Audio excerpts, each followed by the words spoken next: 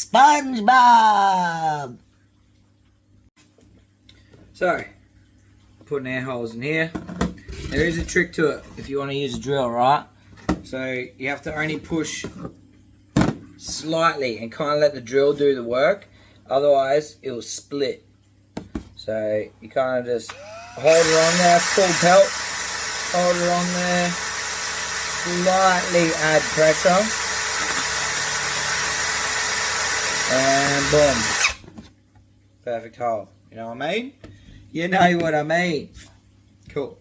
So, there goes the question. What am I putting in these? So, it's been a good year. I've had some live birth and I've had 2 clutches. I haven't really been targeting clutches this year, just kind of like put some stuff together, see what happens, as I've been really busy doing lots of other things as well. So, first off, we'll kick it off with the live bearers, and that's what I'm making these containers for. So, it is the Barkley Death Adder. So, I'll grab the container over.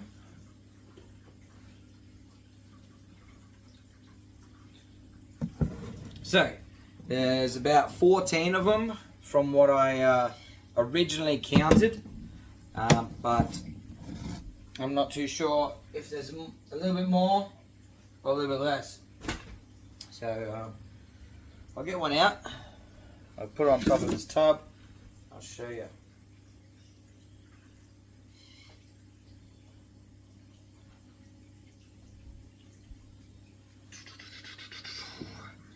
So, a cool thing about death adders is they give live birth. So, this little death nettle here is just about to shed. He's got his milky eyes on. He's probably not pretty prone to striking as he's still absorbing his yolk, in a sense, that's inside the mother. So, he's still got... You can see his little lure wriggling. But yeah, it's pretty cool. But yeah, so Barkley Death Adder. This is more of a, in the Barkley tablelands, probably maxed out at about 3 foot, 2 to 3 foot, probably just 2 foot, these guys. But yeah, also the fastest striking snake. And what else can I tell you? Complete ambush predators, nocturnal, more so nocturnal, and these guys give live birth, so that's pretty cool. So just like your blue tongue lizards or red belly black snakes and whatnot, also have live birth. There is a term for that. I'll probably put it on the screen because I can't remember it.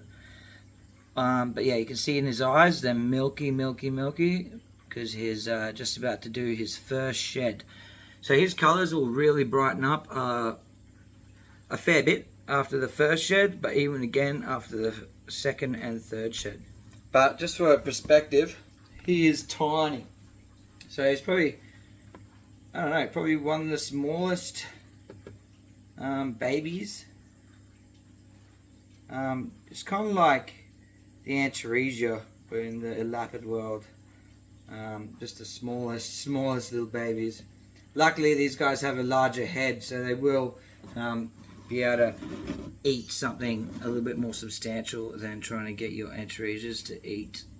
And supposedly, from a mate of mine, Aiden, I asked him how I would get these guys going, and he believes it's quite easy. And he uses the heads of mice, so that's pretty cool. So I'll be doing that, and you guys, I'll keep you updated and probably do some feeding on there as well. But yeah, so these guys are the fastest striking snake. So you see, I'm not really handling them. I probably could, to be honest, like the tiger snake, Shere Khan. She's getting big now, but remember how when she was first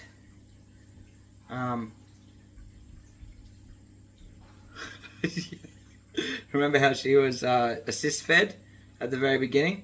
That'll be a lot like this, because they're not really looking for food at all at this moment. they're just absorbing what their mum provided for them. Anyway, I won't put them in. Oh, he seems alright, to be fair.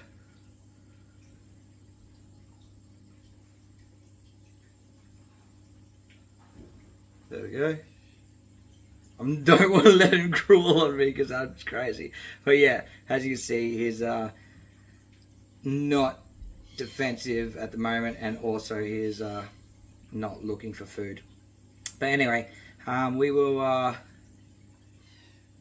jump over to the parents. I can show you what the parents look like. I won't be holding them, that's for sure. But yeah, this little guy still number 8 on the venom scale in the world.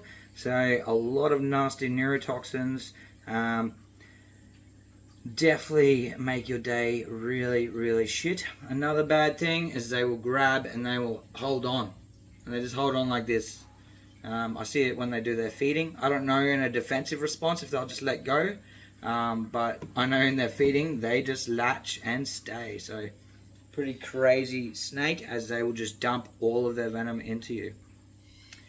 Alright, cool. Alright, I'll grab the parents out.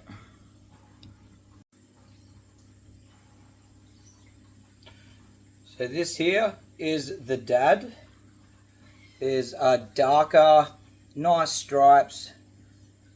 And this is what you would commonly see as a Barkley Death Adder. So this is dad. And he's beautiful. I have free-handled him once before. Definitely do not recommend, as any wrong hand placement can make them go straight into a defensive strike, which is as quicker than we can blink, and you're straight to the hospital. So yeah, so this is the dad. I haven't really named him. I've had him for about 8 months, but yeah. So this is daddy, and I'll get out mum. She's a lot lighter, but this would probably be a full-grown Barkley Death Adder. So roughly around that 2 foot mark.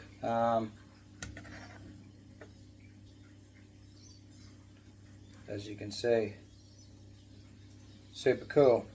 I'll go put him back, but super cool species. Okay. Alright, so this is mum. See how she's a lot lighter, which is pretty cool. So I doubt it's a sexual dimorphic thing, and I think it's just the different shades of snakes themselves. But she's a lot lighter, and she's the one that produced all these babies. So another thing about the Death Adder is that they will keep eating throughout their pregnancy, where most other snakes will not. Most other snakes, as soon as they become gravid, they will not eat. Just look at her trying to go around the edge. They will not eat. They will literally just refuse food, and that's another telltale sign that they're about to have babies, where the Death Adder will constantly eat all the way up to a couple of weeks beforehand. No, that's where my hand is. You can't go underneath there. Yeah. So, yeah, so just another little thing about the Death Adder. But that's mum. See how light she is compared to dad? Super cool. Beautiful snakes. So back to the baby tubs. So I'm trying something new. I saw these. So I'm just doing the cheapest way possible that I can find to store babies and keep them happy and healthy. I'm thinking I'm just going to separate them all into a 2.3 litre tub, because they're quite small and they do sit still and wait for ambush. So I just got small containers for them, which that's what I will end up selling them in as well, and just pass it on. But I also got these things. So this is an ice tub thing. So I was thinking, if I cut them, because all the other plastic things at the cheap shop were deep, and then these guys say small. They'd have to go up and have some water. So I thought something shallow and long would be a little bit better. And I'm going to glue these in to the tub at one end. So all I have to do is remove the snake and F10 the whole thing, clean it out, and these should stick. Hopefully, I just got normal super glue, so we'll see if that will actually suffice. But yeah, so this is just an idea that we're going to give that a go. So boom, I just use scissors and I cut one of these off of there.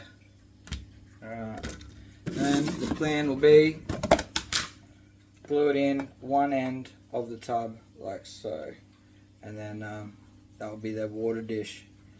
So give me a moment. So just normal super glue, we're going to see if that works. Definitely make sure this dries. Super glue dries really quick compared to like your silicons or whatnot. That's why I'm choosing it. But you do not want any of this glue to get onto any of your Death Adders or any snake.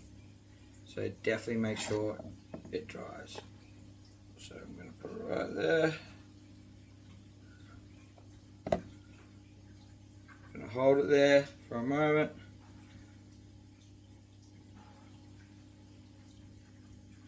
Just going to let it dry off.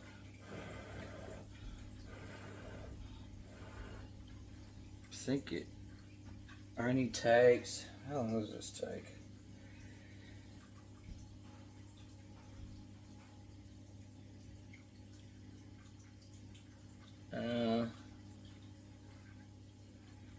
Let's say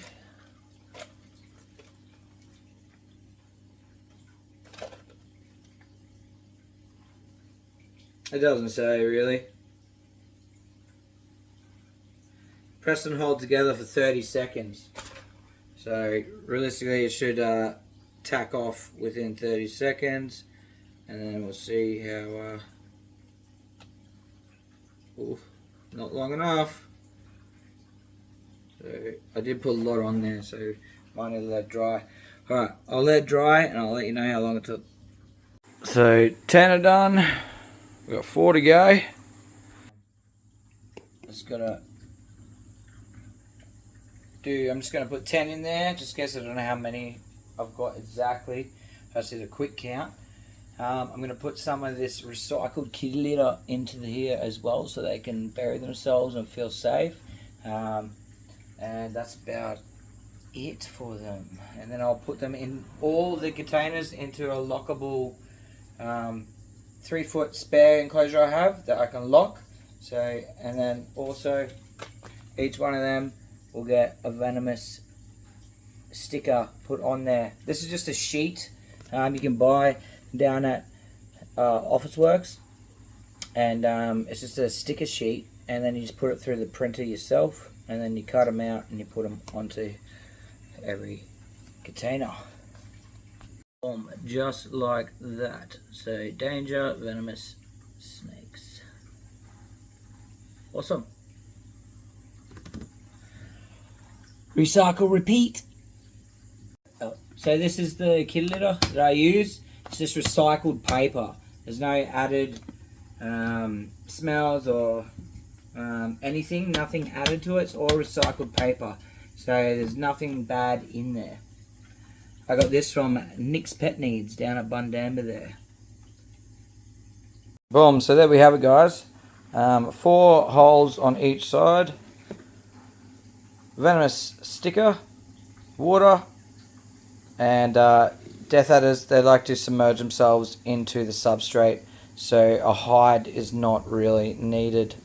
So just 4 breathing holes on each side, and that's the end product for each of the babies. Alright, so I've tidied up the feeding station now. So now this room here is where I get everything ready, food wise. So I just thought I'd move into here just to make it easier, get more space, move every Death Adder over, and that's what we'll get down to now. Alright. So this season was a bit strange as all my animals, they had their batches really late in the season. Death Adders, I think it's pretty normal to have now. I introduced them around September. And then they hatched now. So, well, they're birthed now. But like my other two batches, which is the T pluses, T plus Antaresia Stimsons, I got 6 eggs from them. They were really late in the season, like on the reptile forums, other people's were already hatching when mine were just laid. So that was quite crazy. I don't know if everyone's room. So mine's very natural room.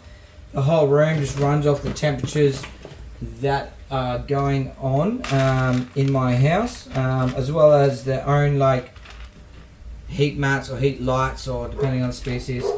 But my whole room isn't controlled as a climate itself, where I think some of the bigger breeders control their whole room. So it's 100% the same every year round.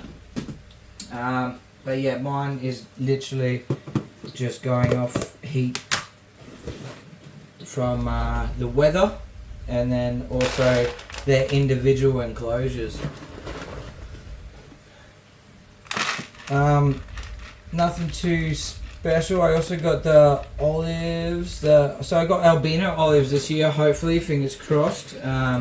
As the het, Barney, the big friendly one. She is 100% het, and she bred with Smeagol. I'll throw up a little snippet of them now. And yeah, and then I'll throw up a snippet of the T pluses as well.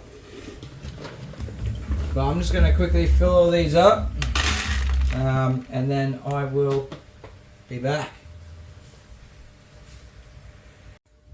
Alright, first spicy little death noodle.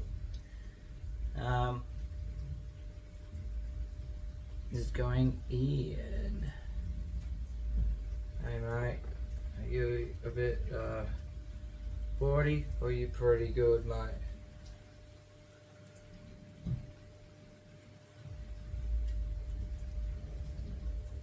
Pretty good.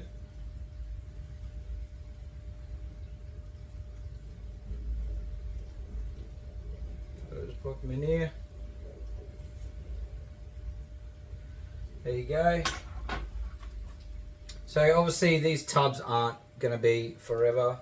They're just for purpose of easy to keep a track of who's eaten and who hasn't eaten. So I'll be just marking on the side here if they've taken food or they haven't taken food. I'll just make my life a lot easier to keep a track of. And then once they've eaten, shedded, everything fine, I will be posting them up on the Lapid forums and whatnot. But there's also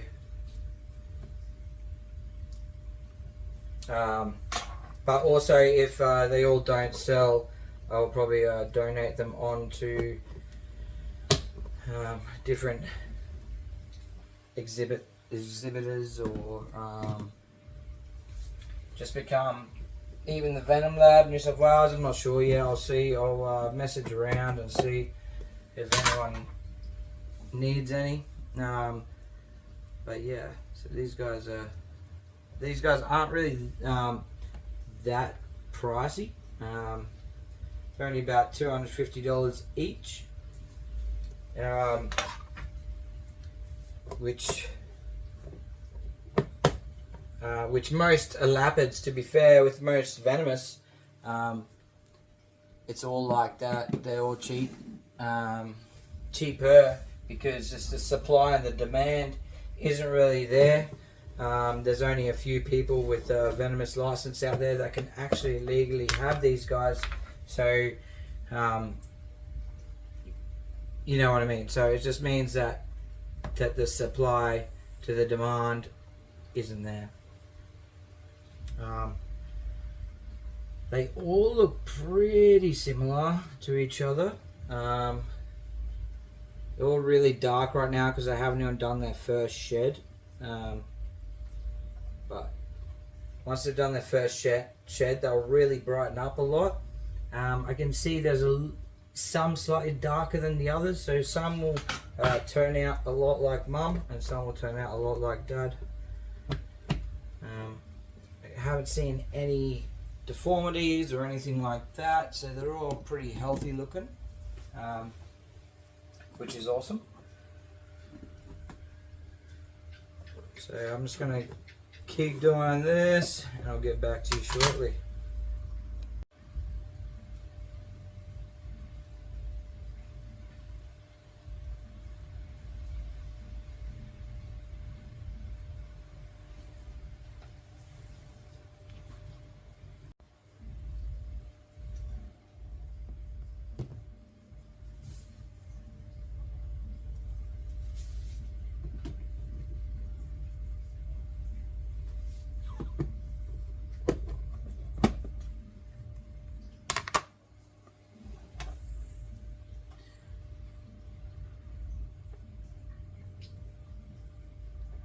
So I've been moving these around for a bit. None are really that twitchy. So they've been pretty good, to be fair. Oh, sorry mate, dropped you. So boom, straight up. Beautiful. Absolutely awesome. His little head poke up. Oh, hello. That's so cool. They're such a cool looking animal. They remind me of like a dragon head. Super sick. Don't recommend doing that. Even though, so there's a myth. We get told this all the time. They're like, oh, the babies are more dangerous than the parrots. No, it's not really true, right? So the babies can't control the amount of venom that they inject, but the amount of venom that they are injecting is minuscule compared to the parents. The parents can control the amount of venom that they're injecting, but even the smaller dose controlled bite would be quadruple the size of the amount that the baby could actually give you. So, yes, in a sense, it's dangerous when you're playing with animals like this or Eastern Browns or anything in the top 10-ish, top 20, because they only need the smallest amount of like a drop of venom, which these guys could definitely hold. But yeah, so that's just like busting the myth. You hear it all the time. I get asked all the time. No, they're not more dangerous. They just don't have the know-how of how to control how much they're giving you. They're just going to give you it all or give you none.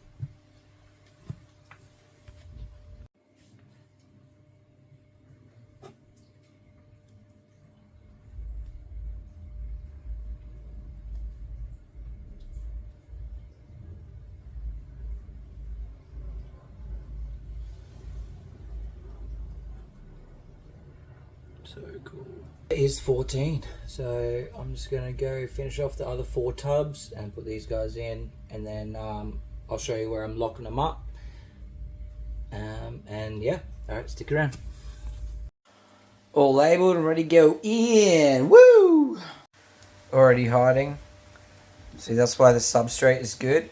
So for a baby death adder, they don't really need to hide, they just need somewhere to submerge. Super cool. I'm just going to fill up the water, and there we have it. Boom. So they're all in here now under lock and key.